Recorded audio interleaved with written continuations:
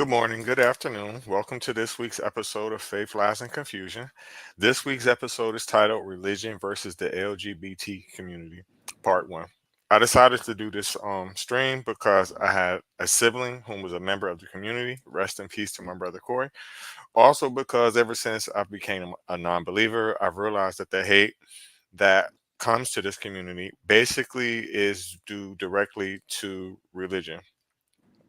I also have my beautiful co-host with me again today, the Afro Atheist and the Vessel Dishonor. How are each of you doing? Good, thank you. I'm very excited about this particular stream, Reggie. And thank you for the invite to come and speak You're welcome. to co host with you. You're welcome. How about you, Vessel? Hello, everyone. I'm glad to be here. I've been looking forward to this live stream. I'm doing really well, and I hope you are all doing well too. Great. Okay. Also, this week we have a special guest. Excuse me. Kate is all of our fellow content creator and our friend in disbelief, but she can also provide excellent firsthand accounts on today's topic. Hello, Kate. How are you? And tell us a little bit about yourself. Hello, thank you for having me. I appreciate being here. Um, First off, I just wanted to tell Reggie, thank you so much for this opportunity. Afro Atheist, my dear, thank you so much as well. And Vessel of Dishonor, thank you all for having me. I am You're doing welcome. well. And can I just say the reason why you can't see Kate and Vessel of Dishonor is the way this is set up. Once your camera is turned off, you don't show on the screen, but they're right, here with us, and you will get to hear them but not see them. Um, I think it's about their voices and what they've got to say, and for because this is very sensitive, and for Vessel has a very sensitive job. This is why you see that she isn't on the screen, but just hang tight. Interesting conversation we're going to have today. Definitely, definitely. So, Kate, tell us a little bit about yourself. Well, I'm 35 years old. I live on the East Coast. I do identify as a Black trans woman. I live very close to New York. For the past couple of years, I have done various different jobs. Most of my education is in the psychology field. Um, I trying to think what else should I say. Um, I'm getting more into activism for the LGBTQ community. I see that there is a lot of potential and definitely a lot of work that needs to be done. There's a lot of things that need to be said. Okay.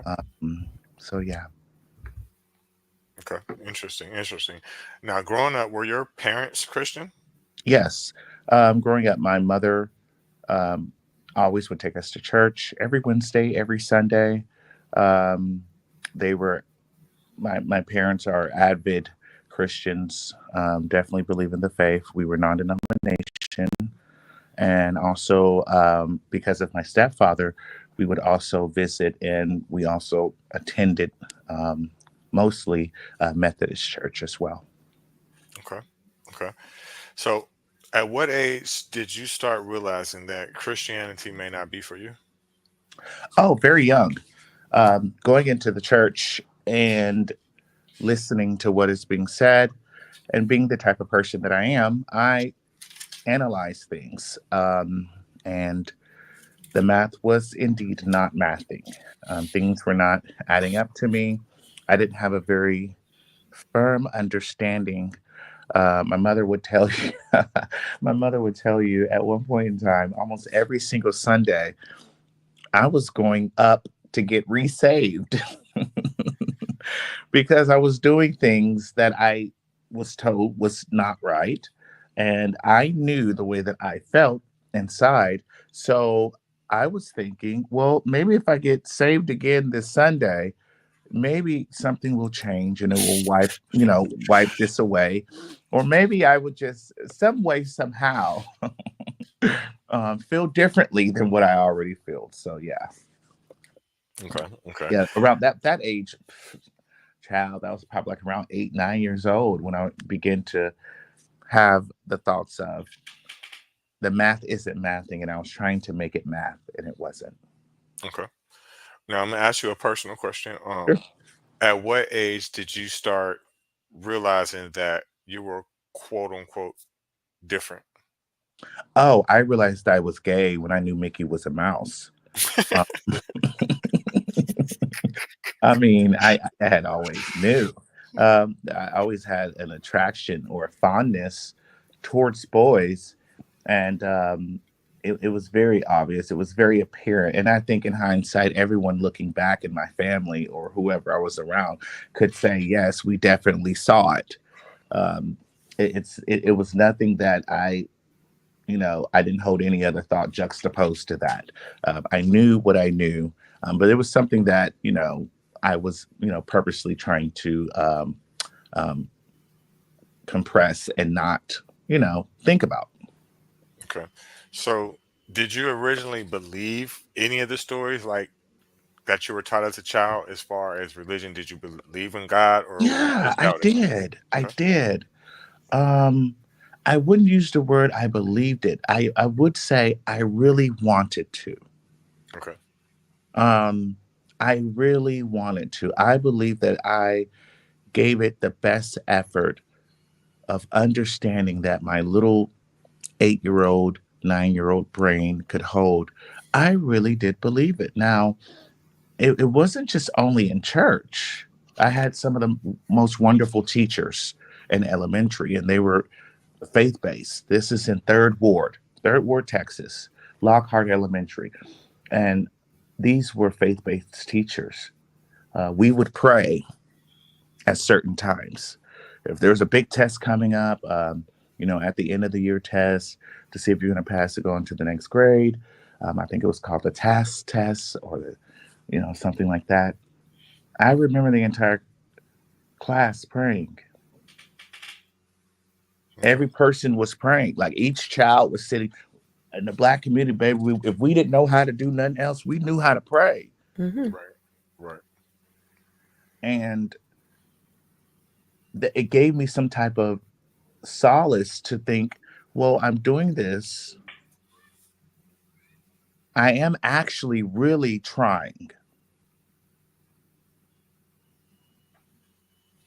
I But when understand. a child is praying, um, and hopefully I don't get too much into this, but when a child is praying, if I were God, that would be the first prayers I listen to. I was searching for something that was not there, hoping.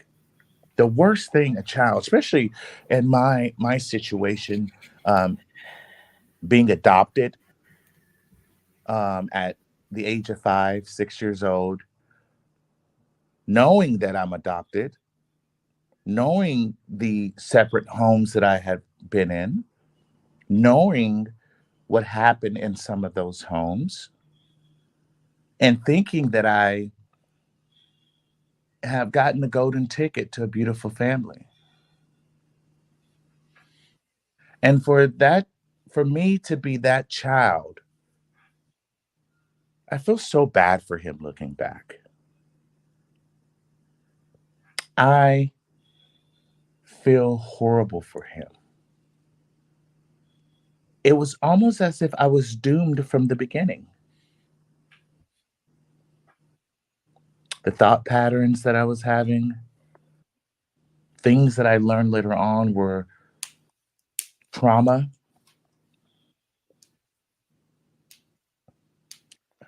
Me to be in that position and go through all that and still be able to cry out and pray for help and understanding. I'm thinking to myself, do you not hear me, or what is wrong with me to where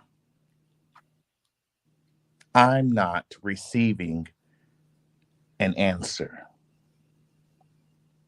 Now, I could say, I passed every damn test. So you heard that part.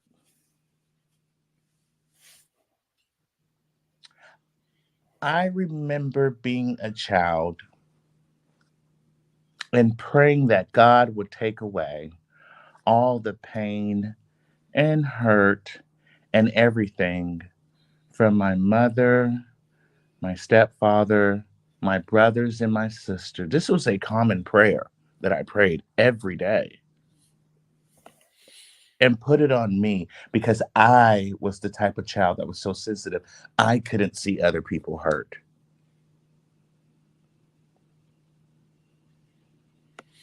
So, so have you? Do you have any firsthand accounts of like physical assaults or physical damage being done to anyone while in church?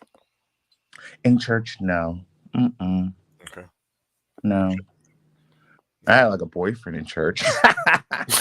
I think one of my first boyfriends was in church. I'm not going to say his name, but yeah, but no physical damage that was being done. Don't No, don't tell psychological. me. Don't tell me your boyfriend was the pastor, because you know the way the pastors they be moving.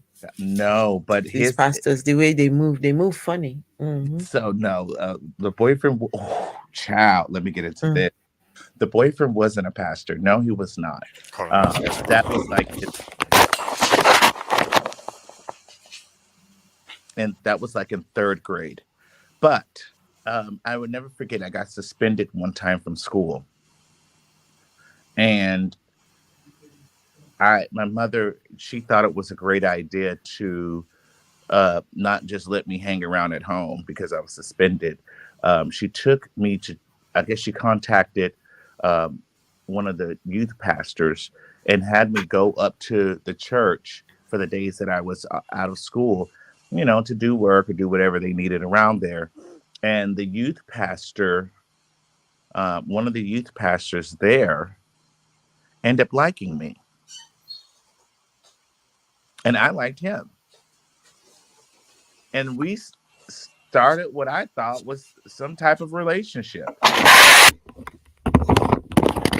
And now, granted, if I'm not mistaken, I'm in high school, and this person is in their 20s. This is an adult. And the conversations, and I should not have been around that person as a child. And I told my mother, um,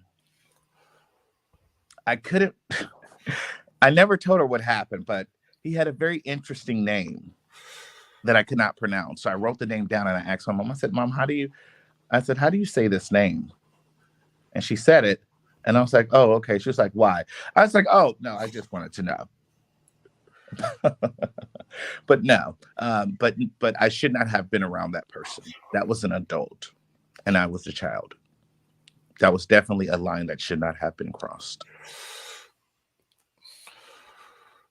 Well, another reason why I wanted to make this particular stream is because I see like because of the things that we do as far as being content creators and the topics that we speak about, I see a lot of not just Christians, Muslims as well. It seems like they just go out of their way to particularly attack people of that community. And my question is always to them is like, why do you give a fuck?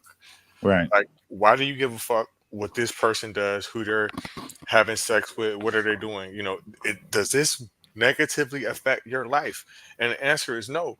So I never understand why they do what they do. Right. I believe that it does attack. I believe that it does affect their life. How? I think that it does. If we actually stop and think about it, it does indeed affect their life. I'm watching you live out openly, and I can't. Mm, mm, mm, It mm. does affect their life. I could tell Absolutely. you it's a grain of sand in a sea. How many men that I spoke to that have told me that you are able to live your life. I wish that I could live my life like that. I wish that I could. A lot of people always envy something that they want that they can't have. Whether it's me, my body, or they want to do something with me, or they really wish that they had the balls to put on a wig, makeup, and high heels and sashay around. You never really know because you don't hate anything that you're not a part of or that you don't want. What's that thing you Facts. always say, Reggie? Facts. You hate what you are. You hate what you are. Mm. So when And I go ahead, uh, Fro. Kate, there's something I've noticed, and myself and Reggie we talked about this. I think Reggie also has noticed as well. So sometimes when you're running your lives, there's something about your lives that just attracts believers, believing men. Mhm. Mm-hmm. It's like they come there to, like they've got a point to prove to you. Mm-hmm. Mm-hmm. There's one person, the way he moves, he comes over there, and I'm thinking of all the places you can be right now. Mm-hmm. Why are you here? Mm-hmm. Why are you trying to, you know, you've got to let Kate know what exactly your opinions. I mean, why so invested? And J Rob, right? I'm talking about J Rob. And and so I'm thinking, have you noticed that? Why do these Christian men, why are they, it's like a moth to a flame. They're Mhm. they're Mm-hmm. there. What are they doing there? They I will be totally honest. I've noticed that as well. A friend of mine, Antonio, and I were talking, and I think I had some other people in the live too. And I just had to stop because I noticed something. I said, "Why is it I can never get women to come up here? Why is it? I'm always talking to men, and I Facts. and I want to talk to everyone, but Mm-hmm, mm-hmm, and they always come up mansplaining, and mm, then like I always say, I know it's gonna come up. I'm There's nothing on my board in the background. There's nothing on the prompt in the background that says LGBTQ. It doesn't say mm. anything like that. We are talking about religion, Christianity specifically. And they always come up and they always bring up LGBTQ. Every time. Never fails. And I just asked, like, this is not what we're talking about. Why are you bringing that up? It's almost as if I want you to see me, I want you to hear me, and I want to talk to you. And Mm. and I just started flat out telling people, if you want to talk to me, you could just say, "Hey, I want to come up and just talk." Um, I see the DMs when I get off. I do. yes, I that's the question I want to ask you, because I feel like some of them won't stop at just those Hmm. conversations on front streets, because the way these people are so invested. I This is my thoughts, what goes on through my mind, and I've wanted to ask you, do some of these people also slide in your DMs? Do they come in there, for whatever reason? Um, I, to answer the question, yes. It's a very common thing. Um, I'm used to getting off of live with at least two or three DM. Um, talking about something dumb. But what they don't realize is that I don't follow everyone. So if I'm not following you, it's in the category. You know how it is on TikTok. It's in a category where I don't just automatically see. So you're not going to be responded to. Um, and some of them will say things like, "Why did you do me like that up there?" Because I'll chew them up and spit them out behind their belief system. You know how I am. and you didn't have to do me like that. Da, da, da, da. Why are you so mean? Just typical dumb shit. That they're flirting with you. But child, I don't have time for that. I couldn't date you anyway with your belief system. Man. I've definitely, I've definitely noticed when I slide past your lives, it's normally the same ops that's in there. Mm-hmm. They're never a woman. They're always the same men. Um, Mm-hmm. that think they super tough. I have noticed that. Yeah, It's same a ones particular type. Yes. over and over and over again. Like I was surprised. I don't who live was I in yesterday? I was in Logic's live, and J Rob pops in, Oh boy. and that's the first thing I said when I saw it. I said, "Oh shit." Because the thing is that you can see whatever live I go into, you're going to be able to see it because you just go to my page. It's going to show you that I'm live somewhere. Yeah. Right. And of course, he pops in and he gets up, and I said, "I'm going to go ahead and give you your 2-3 minutes of attention because I'm going to go back and watch my show." Hey, how you doing? Oh, okay. At what point? At what point does your behavior just come across creepy to you? And we're joking and we're laughing about it, but I just told myself the other day that I'm going to have to put my Facebook account on private because at certain times I use my actual name, for Cash App purposes or PayPal purposes. And I'm going to have to change that as well, obviously, some way, somehow, because they do find my Facebook page and they do request friendship or whatever. I have noticed that. And that's very dangerous. That's very scary. Right. Because some of these Christians and these Muslims will kill you. Hmm. Oh, child, let's not get started on the death threats. Yeah. Death threats. Why? Because they're crazy. I don't like what you're saying. You're making me feel some type of way. I'll never forget. I had someone actually tell me, why are you making me feel this way about you? I said, I'm not What? do anything. I'm Why are not you making you making them feel whatever they're feeling about you, as if you can control their feelings, their emotions? hmm What? It's why are just you making silly. me feel this way about you? And I'm thinking to myself, they were better off saying, why are you making it go up? I have no control, dude. Can Oh I? That's my your God. body. I'm just gonna share very quickly. So my introduction into um, not LGBTQ as such, but to trans people. I remember years and years ago, I was I was a student, and I was attached to a ward on, in this hospital. It was a surgical ward, and this we given handover and told that it was there was going to be coming a trans person, trans female, and they were coming for corrective surgery.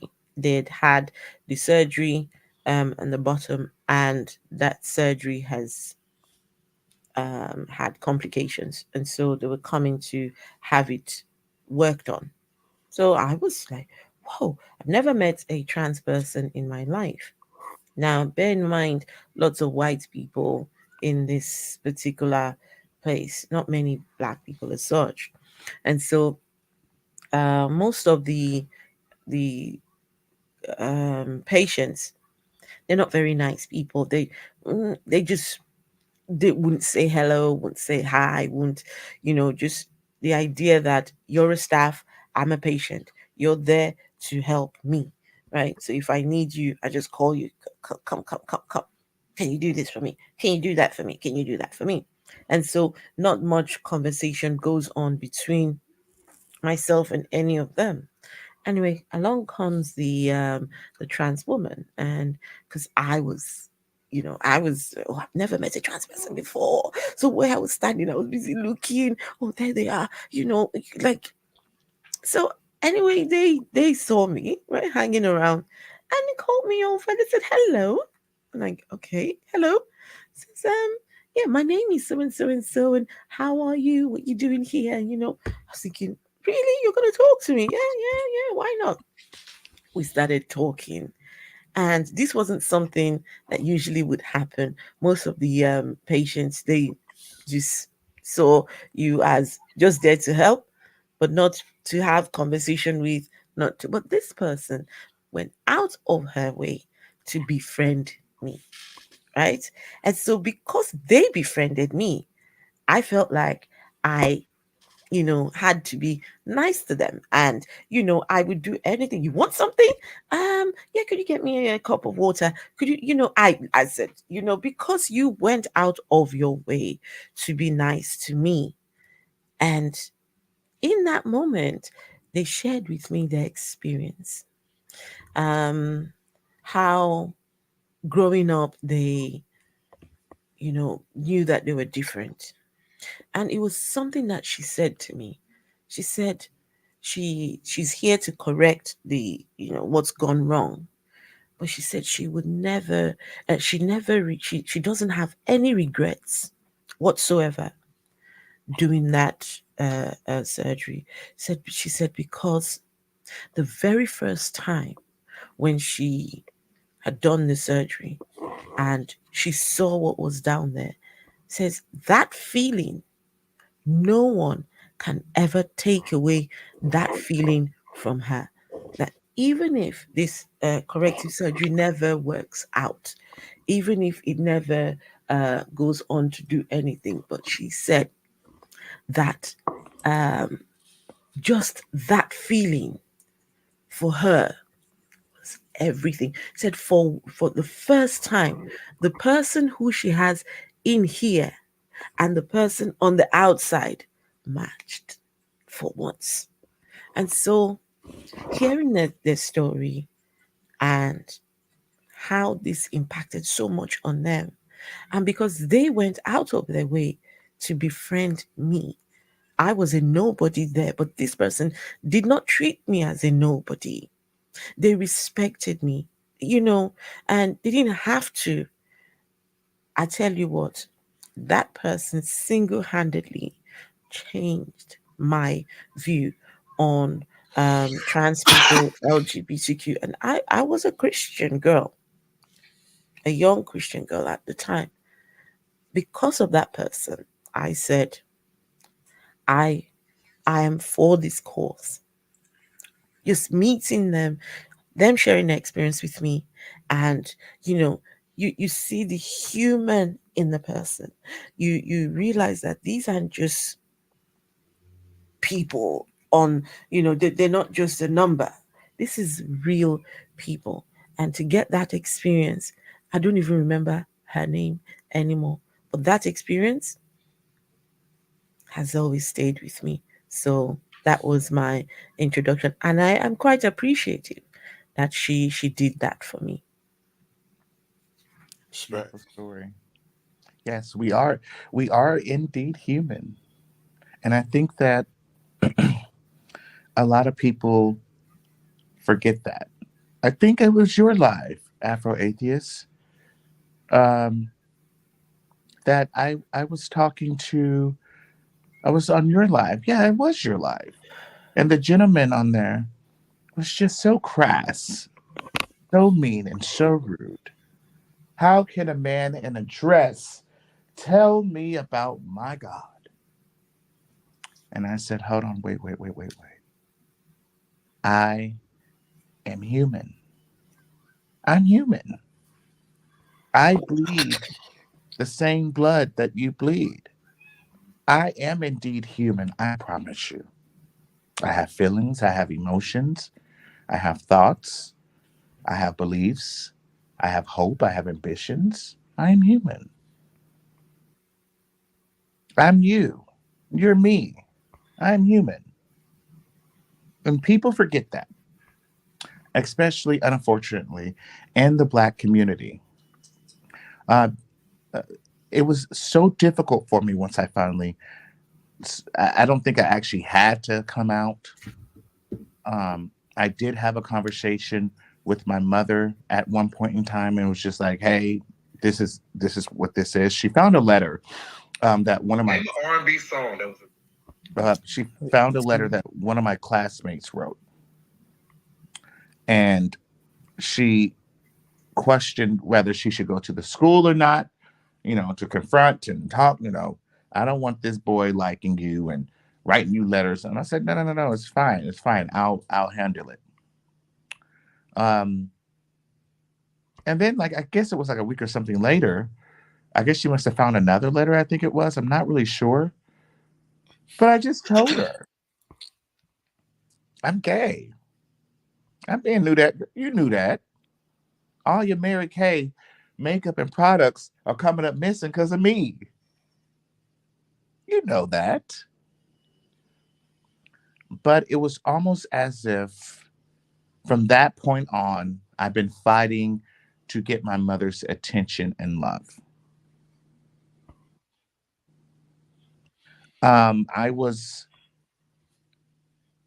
kicked out of the house and put into a youth center, whatever you want to call it, at like 14, 13, 14 years old. And from that point on, I really haven't been the same. I was good at masking things. I was good at being funny. I was good at making people laugh. And all that was a coping mechanism for people to actually like me and overlook the fact that I was gay.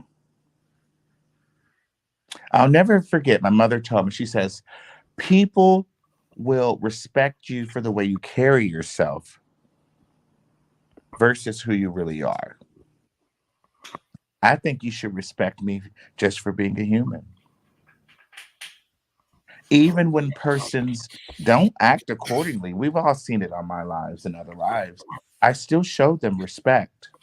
I still show them kindness. I still allow them to get out what they need to get out, even if it makes absolutely no sense. But I will say that from the time that I have left the house at 14 years of age, now I am 35, the relationship with my family has, slowly but surely gone down. In what ways? Communication, I barely come around. Um, I don't talk about certain things, or I try to limit the amount of information that I give when I do speak to certain family members.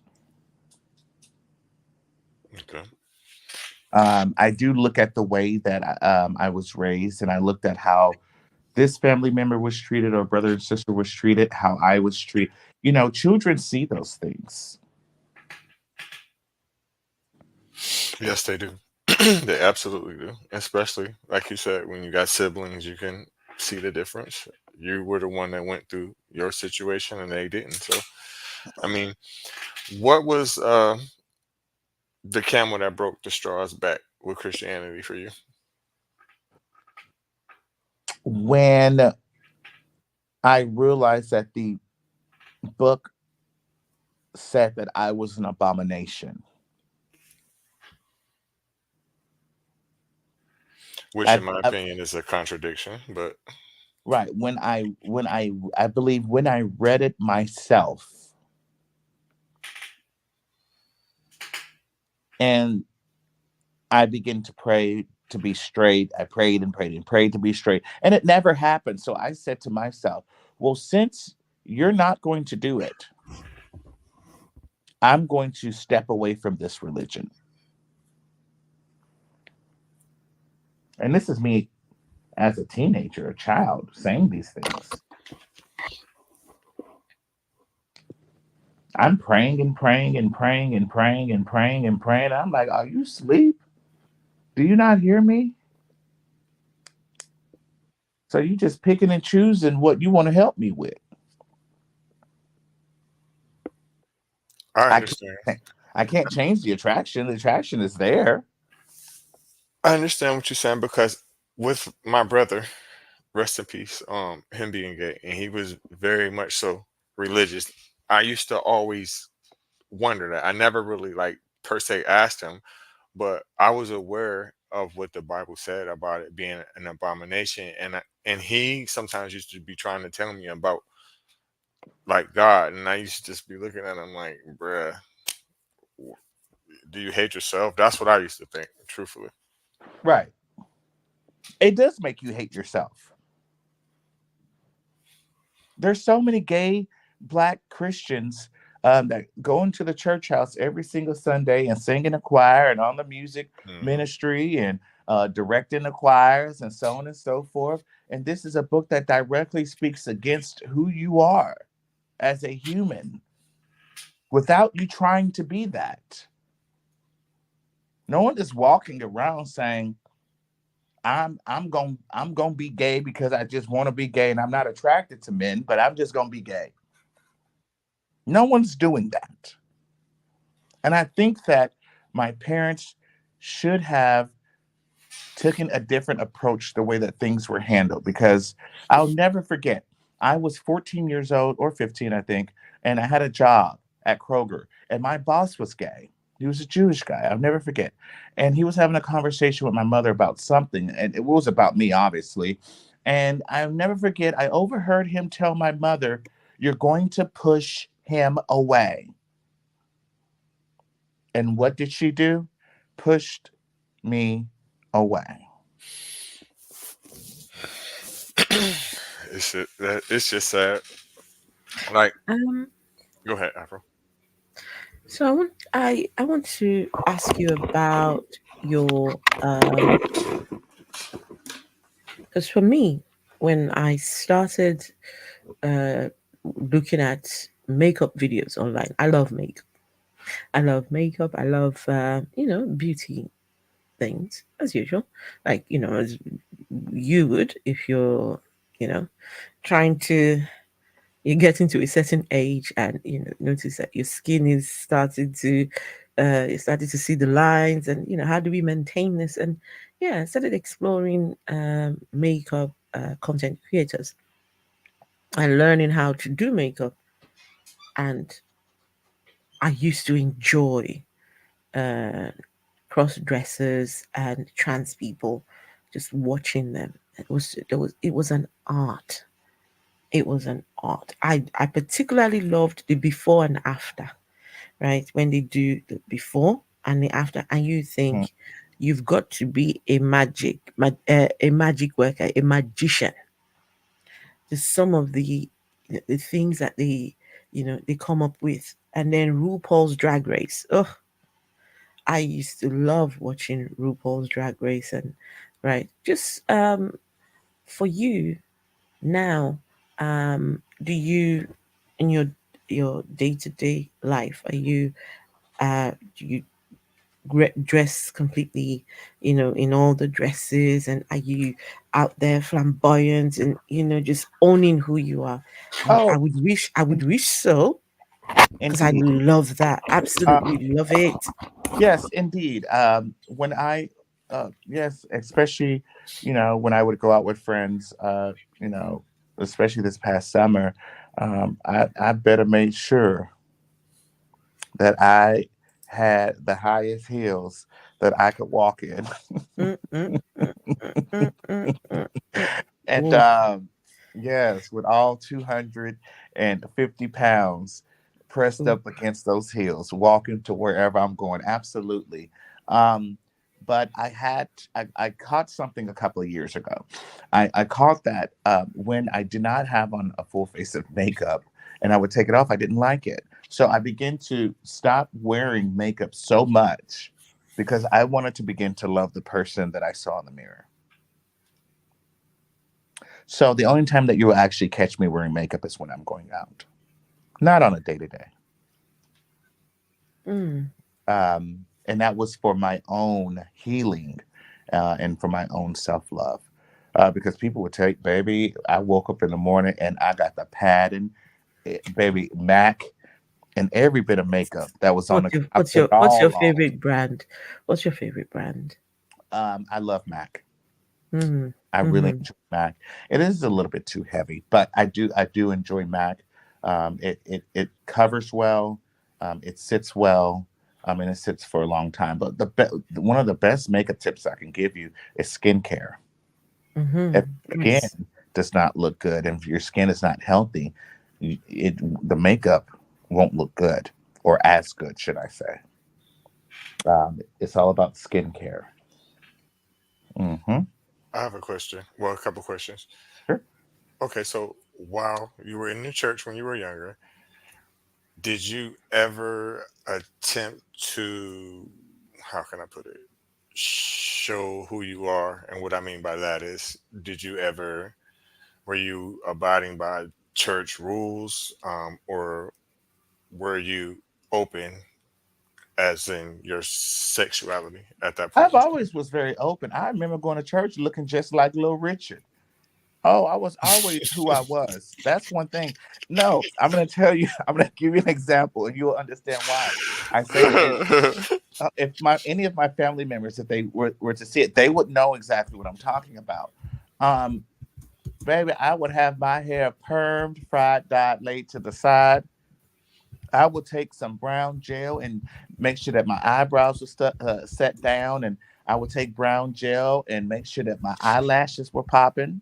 That's one thing that you.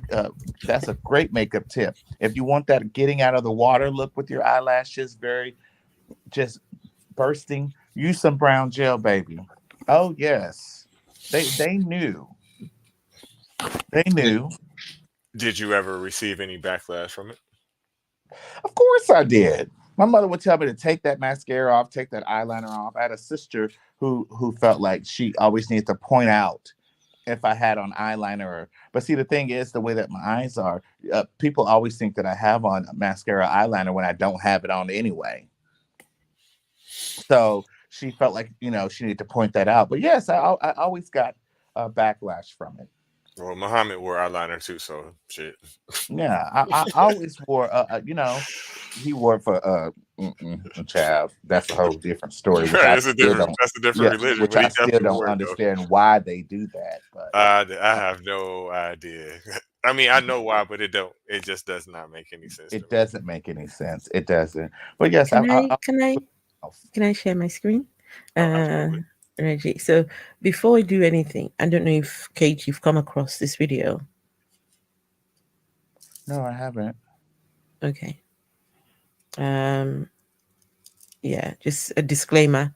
It is not nice, not very nice. But this is a church, and this is the preacher.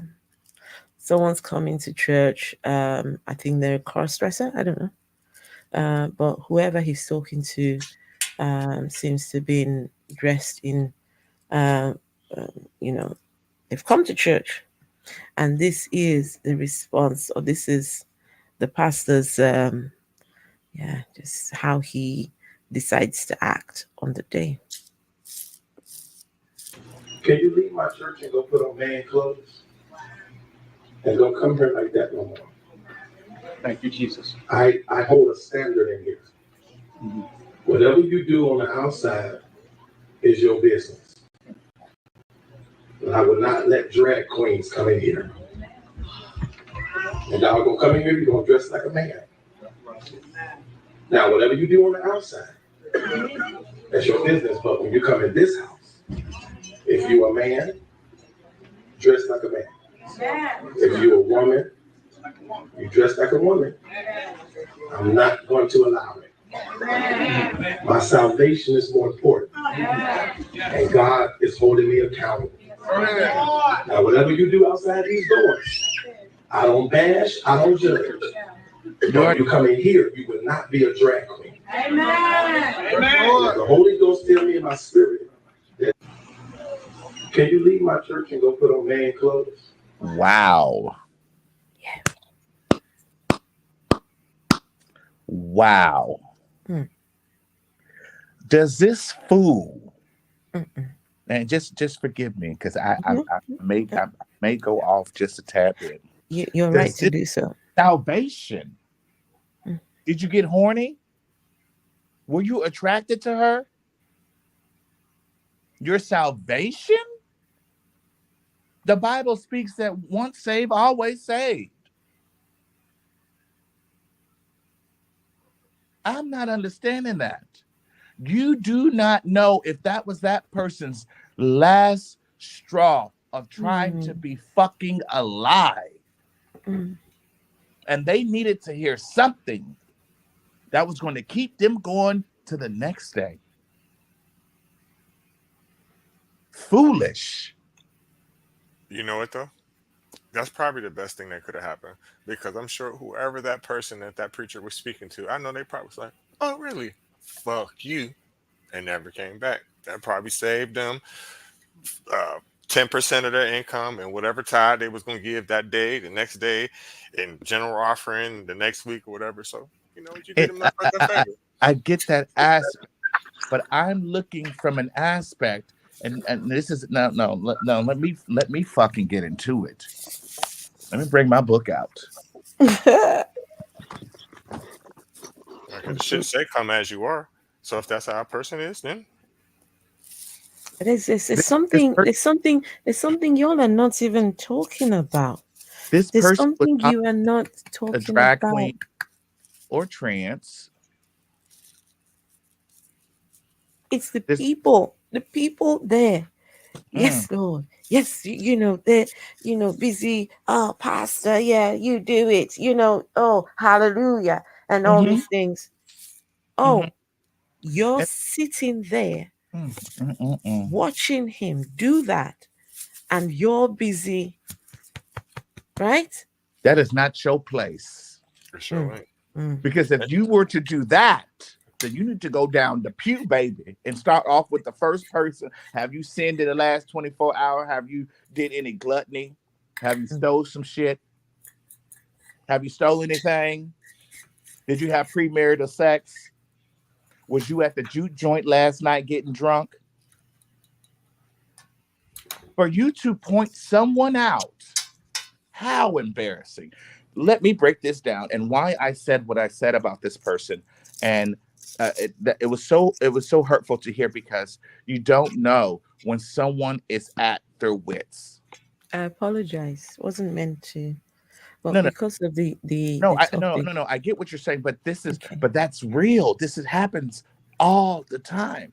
Yep. Those are the videos that need to be shown because that is Mm, so real. mm-hmm. That's the same This is thing with how me the the other black day, community Afro. thinks. Sorry. I said that's the same thing like the other day when I got upset. That needed, even though I got mad and didn't like it, that that needed to be said and showed.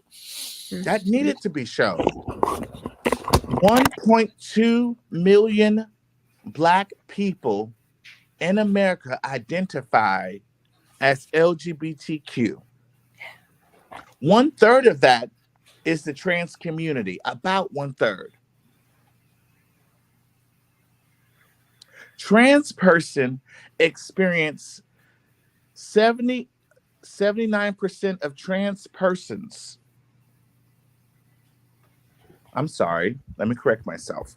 79% of black LGBTQ people, and this is from the age of 18 to 35, have said that they have been threatened with violence or unalivement. 79% of the 1.2 million. 60% of that say that they have been physically attacked or sexually assaulted. mm-hmm, mm-hmm, mm, 56% of the Black LGBT community live less than 200% of the federal poverty level. 200%. The average Black LGBTQ persons make about $24,000 a year. 26% of Black LGBTQ people, Black, are diagnosed with depression, mm. and 56% of them are diagnosed with other mental health issues. 55% Of the Black LGBTQ community, 55% of them say that the area that they live in is not good for trans people.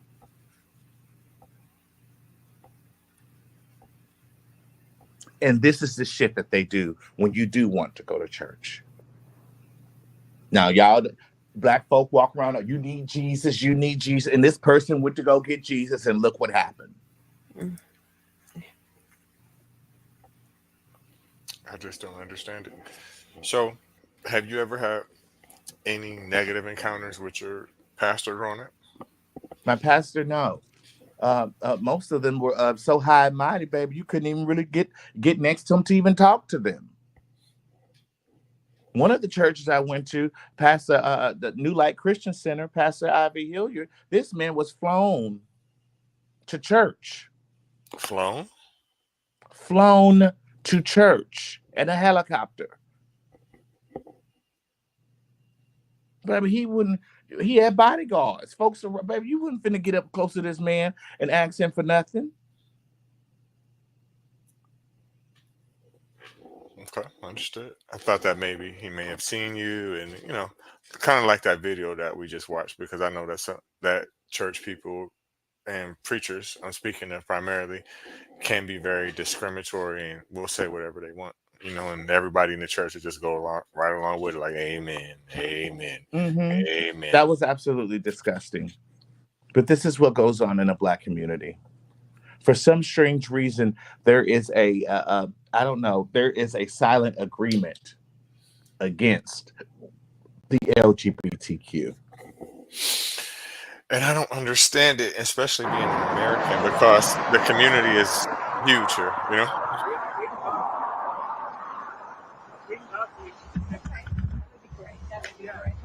I'm so sorry. That's all right. I We understand. have a job to do. Sure. So can you take a moment and step out of the vehicle and just talk to us for a minute? Well, we can't get into much. We're a little late for an appointment. Okay. But as Afro.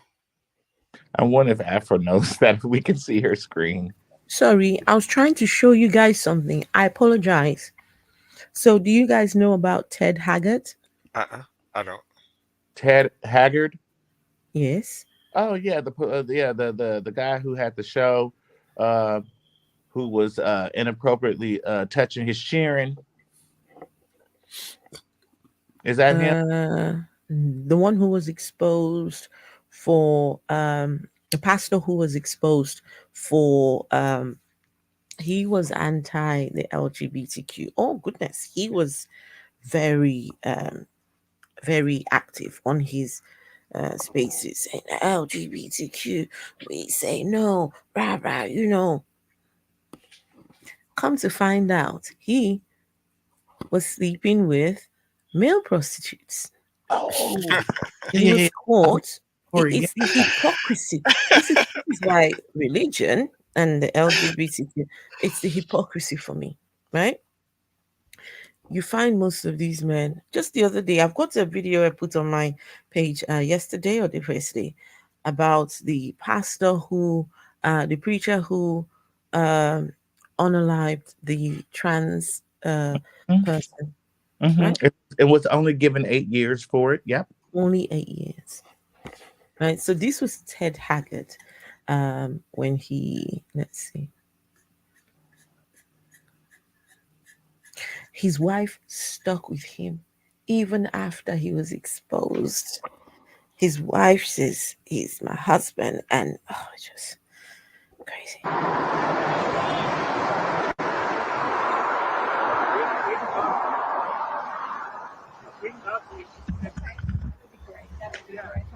I'm so sorry. that's all right. I We have a understand. job to do. Sure. So can you take a moment and step out of the vehicle and just talk to us for a minute? Well, we can't get into much. We're a little late for an appointment. Okay. But as we talked the other night, we're so grateful that he failed the polygraph test this morning, and my accuser did. And we have gathered together this outside board of overseers, and they're going through the process of investigation and finding out what needs to be done to me. I've put myself on an extended what do we call it? Suspension of my senior pastor's role. I resigned from the NAE because both of those roles are based on trust. And right now my trust is questionable. Right. Well, And and, so- and the man who's making the accusations, Mike Jones, did fail part of the polygraph. It said deception about having any kind of a relationship. Mhm. He did not fail or did not directly address the aspect of any use of illegal drugs. Yeah, and all That's that's still a question that's out there. all that's got to be processed through, and I'm sure they're going to do that. And I know that Nicole asked you to deny, but I have to ask you again: have you used meth? No, I have not. Lies. And the Right. voice expert that is in Denver that was hired by Yeah. KUSA has matched now 18 of the words left on Yeah. the voicemail message. I did call with your him. voice. I did call him. And what did you call him about? I called him to buy some meth, but I threw it away. And who were you buying the meth for? No, I was buying it for me, but I never used it. Have you ever La- used meth before? No, I have not. So, And I why- did not ever use it with him. And did you ever have sex with him? No, I did not. Lies. And at what point did you decide to throw away the meth? Right after, I never kept it very long because it was wrong. I was tempted. I bought it, but I never used it. And how did you know that he would sell it to you? He told me about it. I Did went you there have for that initial- a massage. So, okay, we're late for our Oh, appointment, and so, but thank you for your work. How did you find him to get a massage from him? A referral From from the hotel I was staying at. the hotel where? I've stayed a lot of hotels in Denver because I write in Denver. So, okay, Okay. all right, thank you. Thank you, Pastor. All right. Thank you very much.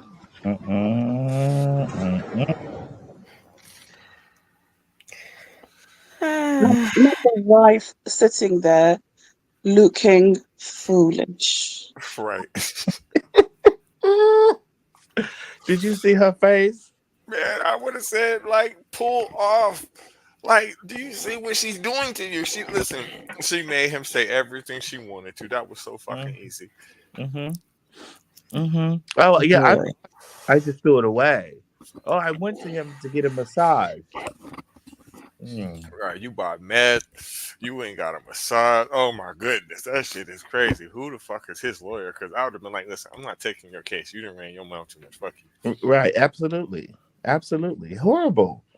Right. Horrible. It almost seemed like he was doing that shit on purpose. Almost. That's how bad it was.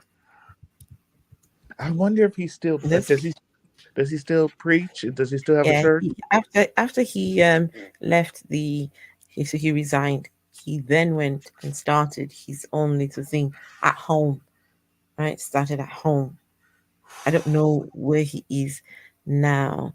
I don't know where he is with his ministry and. Whoever that fucking reporter was, listen, she had to get a promotion, something for that. That man, that was good. Can I just quickly share this? This is only 1 minute long. And let's see. So he struggles with his sexuality, apparently. Obviously. I thought he was high when she was asking him. Yeah, he look high. That meth ain't no fucking joke. Hold on, baby, it'll take you for Dave. 2 years ago, Ted Haggard was fired as senior pastor of the New Life Church in Colorado Can you Springs. join my A former screen? male prostitute made allegations the pastor used drugs and paid him for sex. Now, in a new documentary, Haggard talks about his lifelong battle with his sexuality. The 52-year-old says he still struggles with it, but is committed to making his marriage work for the sake of his 5 children. Haggard says he kept his personal struggle a secret because he feared he would be rejected by his friends and exiled by his church. In the documentary called The Trials of Ted Haggard, he says he never claimed to be heterosexual. It's directed by Alexandra Pelosi, the daughter of House Speaker Nancy Pelosi, and it's set to air on HBO at the end of January.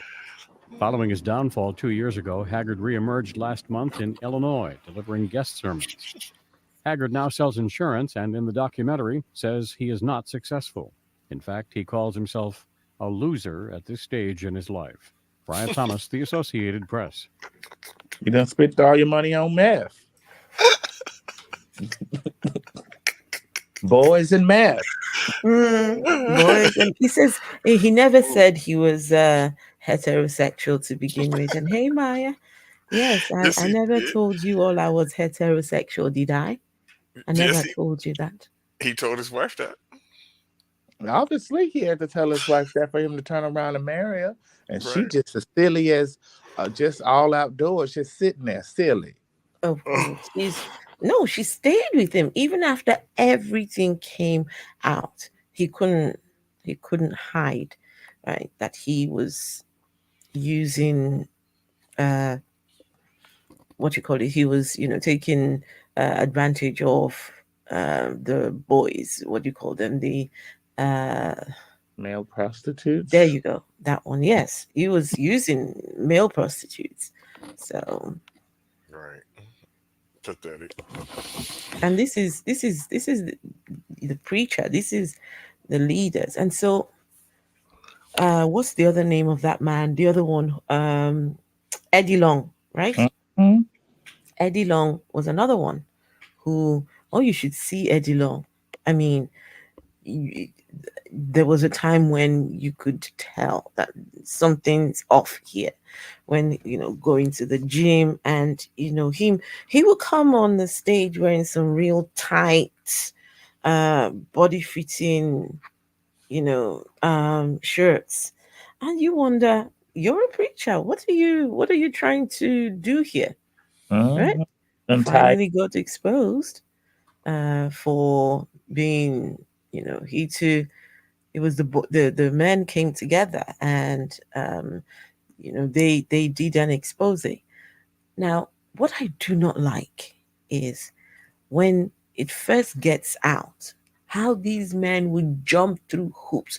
They would blame the guys. They would say that they are blackmailing me. They would call those people evil. They will, only to find out all that time it was actually true. Could They have would just came out. lie and lie and lie through their teeth. Mhm. You didn't have you had your picker in the honey jar. Mm-hmm. And you had a free opportunity to come out too, and you chose not to, dummy. Mm-hmm. Mm-mm, mm-mm. The issue I have with that is you going off and getting married, knowing doggone well how you are. Why would you drag somebody else into your mess? Mm-hmm. 5 kids. So Religion. That's why. you sat there and were with this lady, had the first, second, third, fourth, fifth, and all that time you had attraction to males. I mean, if you're bisexual, at least be honest about who you are. Be honest. And this is why religion is it stifles people. It stops people being their true selves because of those ancient books that tells you, oh, you're an abomination if you are not sleeping with your fellow woman. I don't understand it. I don't understand how a god creates people with gay tendencies, with the tendency to be different, and then you penalize them for being different. You penalize them for, um, you know, just being who they are. I mean, can you imagine the struggle? You wake up every day, you're in a body that doesn't fit who you are up here. Every day you wake up, and that is the struggle you have to deal with. And then someone comes along and tells you, no, you can't be who you are. You've got to keep that locked in.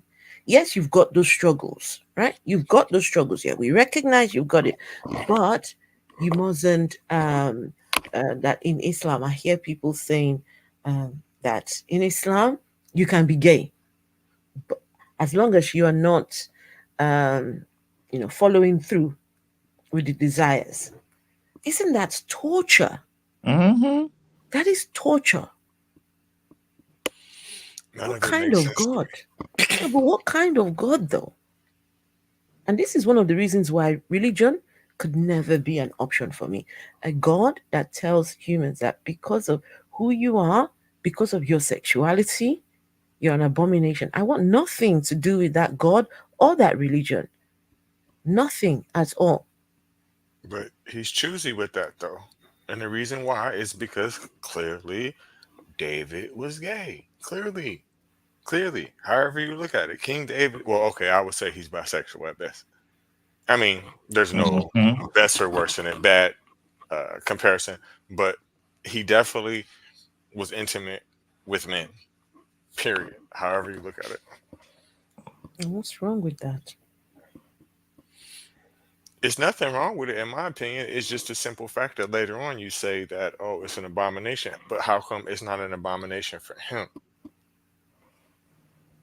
Yeah. You have to be consistent with things, you know? Mm-hmm. It's not just because you want this person to be able to do this, this person. That's not, that don't make sense. And then on top of that, when you think about, there's other species as well that, you know, do things like that. So are they an Yeah. abomination too? Mm-hmm.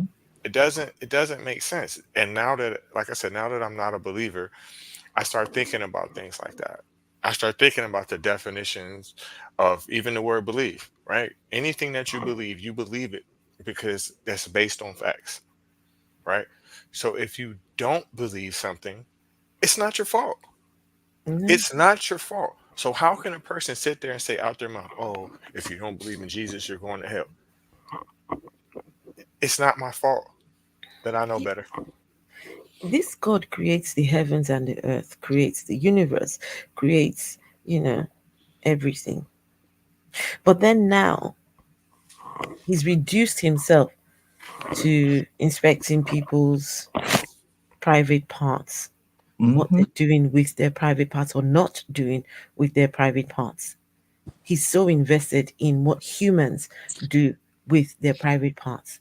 I mean, make it make sense. It's almost an He's obsession. always, he's always, sorry, go on, Kate. No, I'm saying it's almost like an obsession. You're right. It is an It obsession. is. It is.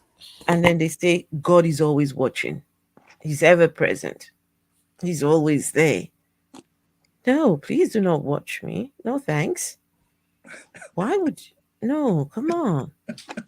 And God will sit there, a child with there's a friend of mine who her nephew was diagnosed with cancer, 9 years old, has been in hospital for months. He got better, went home, and has been taken back to hospital again.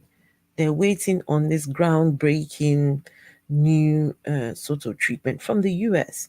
They're trialing it in the US, and it's a bone marrow, something to do with the bone marrow.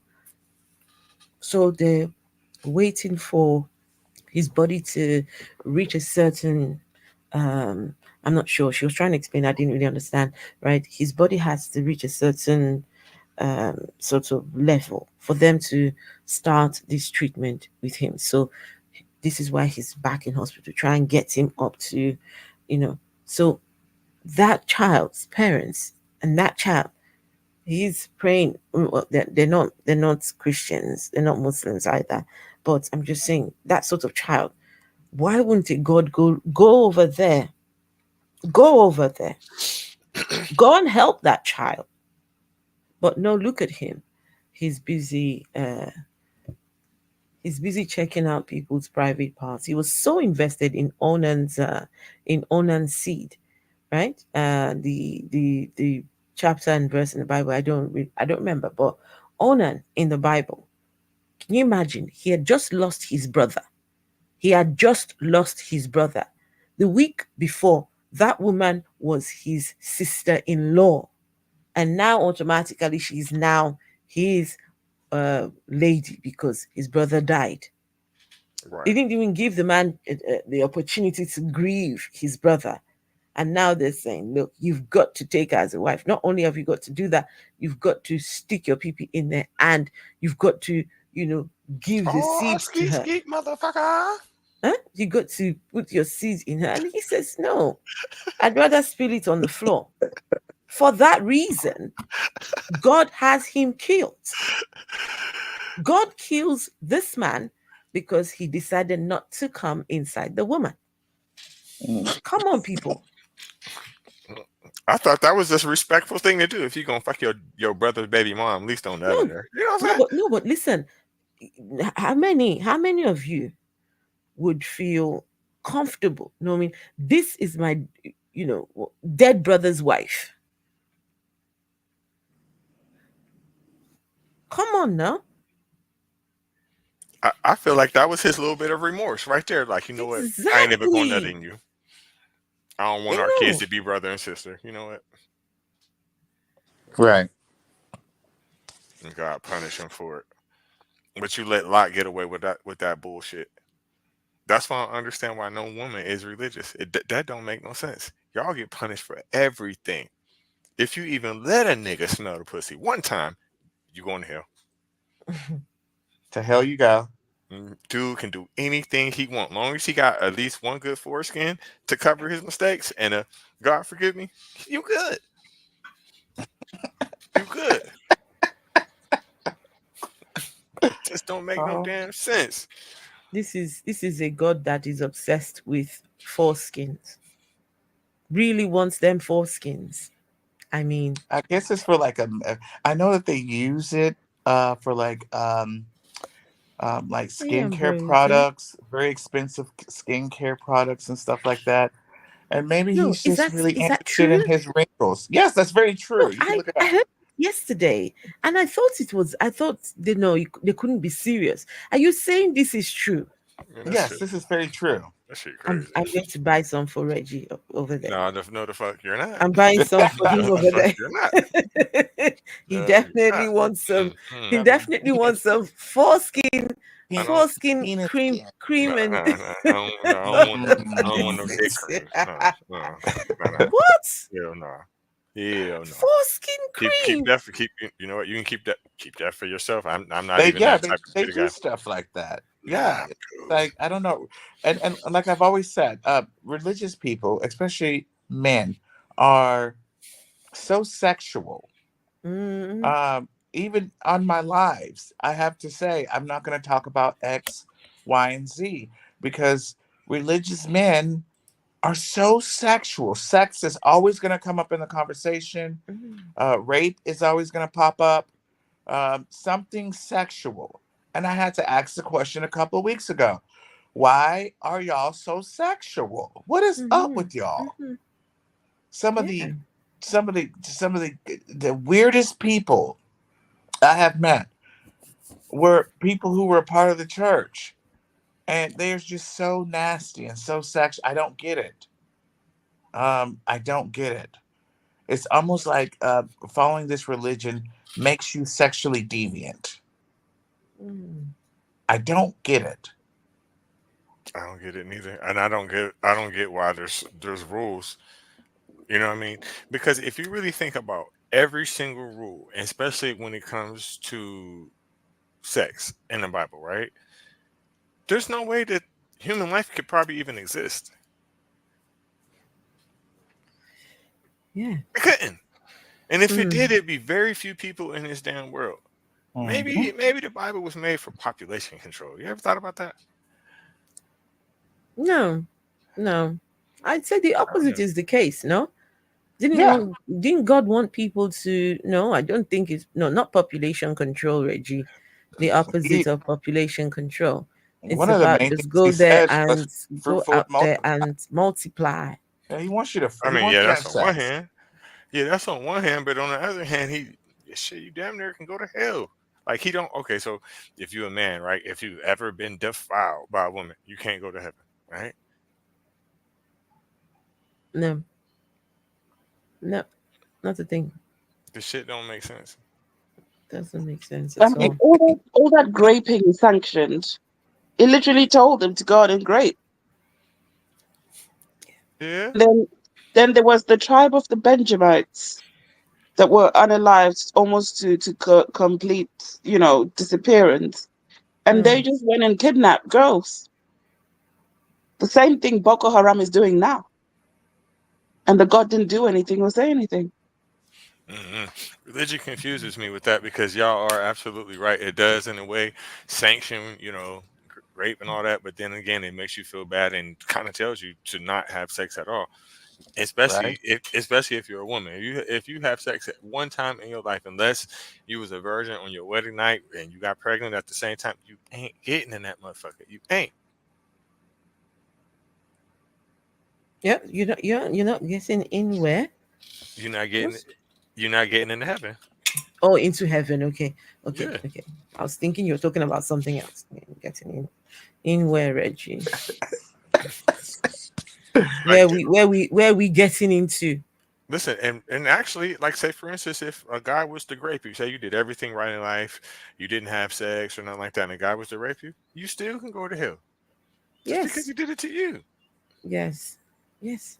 So He's Women, obsessed. women, He's women obsessed didn't with have sex. any value at all. Women don't have value none, in the these religious texts. No value for women. none whatsoever.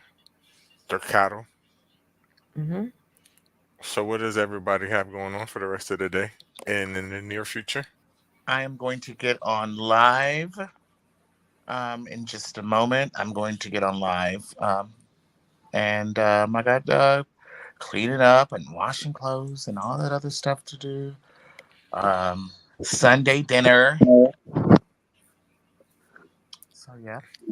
Okay. I'm, I'm looking forward to Godless Day too. Okay. Me too. Um, So in about 2 hours, we'll yeah, be can I having. say some? Oh, sorry, Afro. Go on, please. I just wanted to say to Kate because I've been quiet and I've been listening to what she's been having to say. In the beginning, I was almost driven to tears because I can recognize the trauma that I also went through as a child, even though it was under different circumstances. But I share your trauma, Kate, and you are wonderful. You are Yes, strong.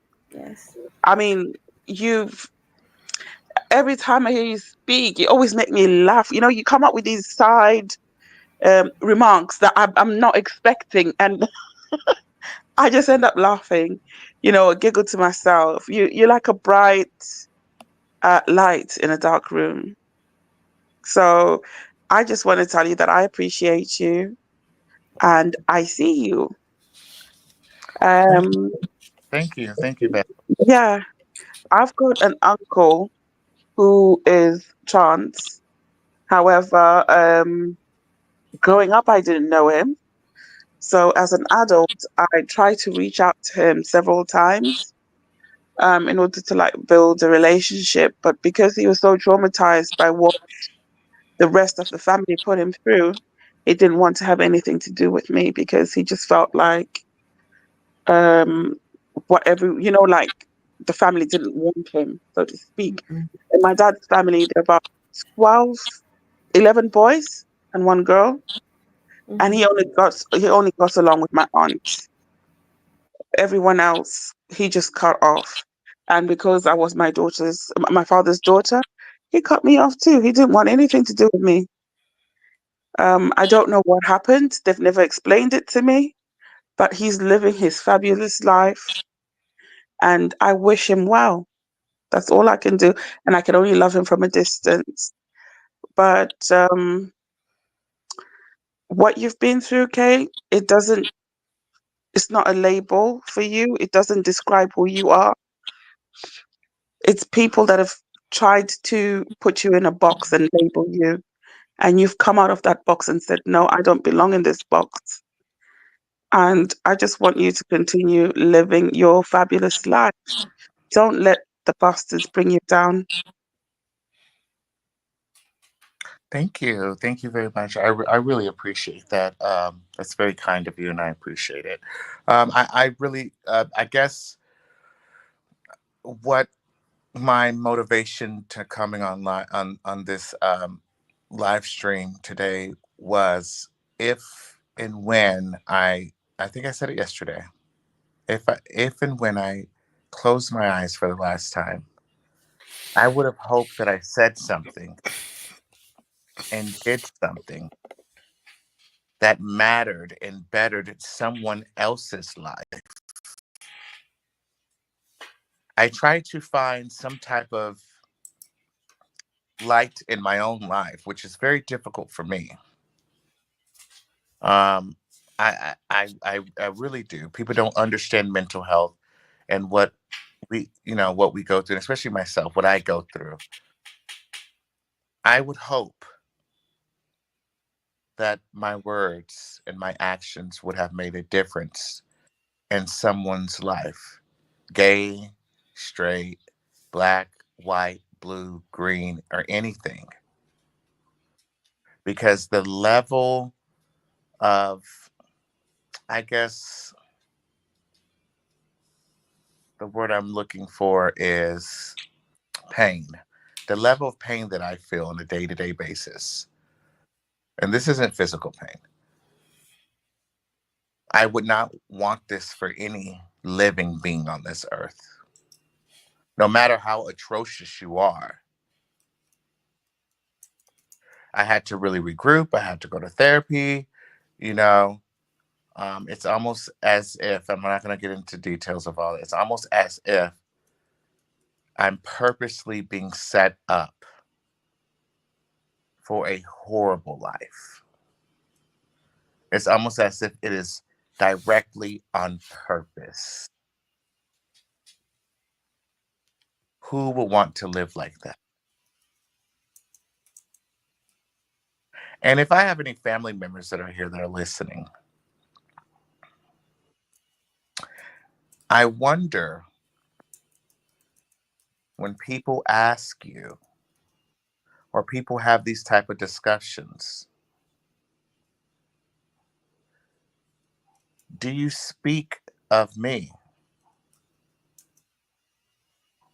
Because there will come a time that I won't be here anymore. And when they ask you, tell them the truth. Tell them the truth about who I was. I don't need a gloss, a buffer, or anything. I was exactly who I was. But my level of understanding and my commitment to try to understand each and every person I spoke to, I really tried. I took several steps back, put myself in other people's shoes. But when they ask you about me, tell them the truth. And that's all I will say. Godless Reggie, thank you so much for having me. I appreciate you more than Thank you. anything. Thank you. Can I Thank you. can I Thank can you. I Thank can you. I Thank just you. say, Kate, thank you so much for being here and being vulnerable with us and sharing with us. Thank you for the space that you hold, and thank you for challenging religion, especially the religion of Christianity. I appreciate what you do. For those of you who don't know, Kate hosts lives, and at the back there, you the question is Christianity a mental illness? Right. Question mark. And the Christians who do come along, let me tell you, they give they answer the question. They answer the question. Yes, they do. They, you can see when we say signs of mental illness, some of the people that come up there, they display those signs. And so, thank you for the kind of conversations that you have.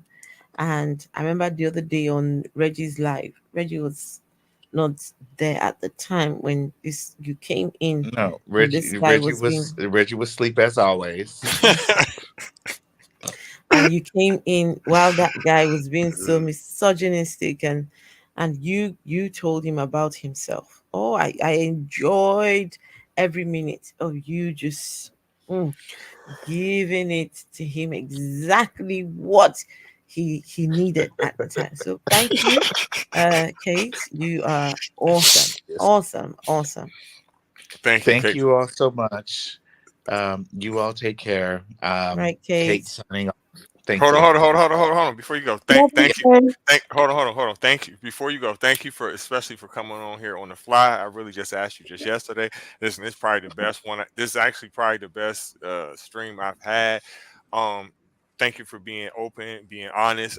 Where can people follow you at? Make sure you say your info. Oh, yes. You can follow me on TikTok at Katie Takaya. That's going to be Katie. Last name Takaya, Tekiah. All one word, Katie Takaya. Or you can also follow me on Instagram, which is Ketia Takaya. That's my actual name, Ketia, Ketia. And again, my last name, Tekiah. There is an underscore in between the two of those. Okay, I'm putting it in the comments now. Go ahead, Vessa. I just wanted to say, love you, Kate. I love you too, so I'm pretty sure I'll Love probably you. see you later. I love Yes. the way you talk. Oh, I love the way you talk. Thank you so much. I appreciate you all. You're so Thank you, sweet. thank Yeah. you, thank you, thank All you. right. See y'all later in the lives. Thank you Thank for everyone you. that All was right. listening. Ambrosia, thank you so much for being here. One of my number one supporters who's always there for me. Yes. Ambrosia, thank you very And much. I'll see yeah. you all later. All Goodbye. right. Right. Goodbye. Okay. Thanks everybody for coming along today. Again, catch me here next week, 11:30, same time, same channel, at Godless Reggie. I want to give a thanks to the Vessel of Dishonor. I want to give a thanks to Afro as always. Jerwalk, definitely Jerwalk. Thank you, Mayans. Ambrosia. I think I said that already. L, Maya, Dima, Maya. Who else? Maidens. Maidens, Electric. Amy. There was Amy Patterson. Amy is Ambrosia. Is Michael. Amy is Yes, Amy Ambrosia? But oh, okay. yes, Michael Bell. Like I said, I'll be back next week. Y'all got any more shout outs? You've got a show on Wednesday, haven't you? Yes, I got my sports show, product of the '80s. Well, I'm tripping. AAA Sports.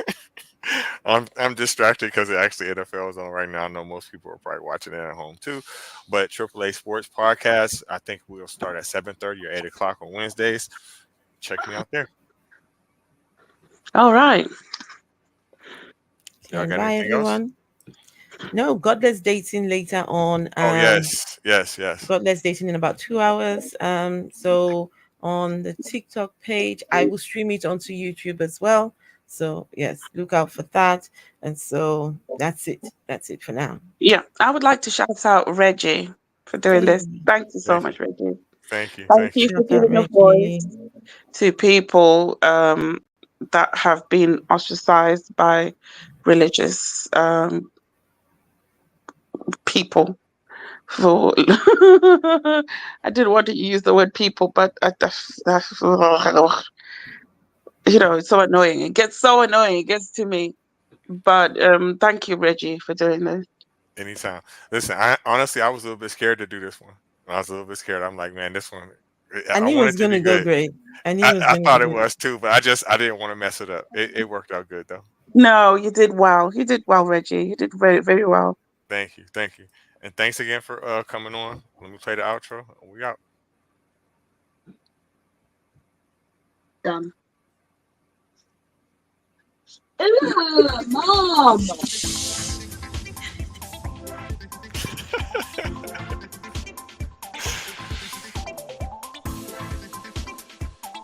I hope that didn't make it to the. Is it still recording?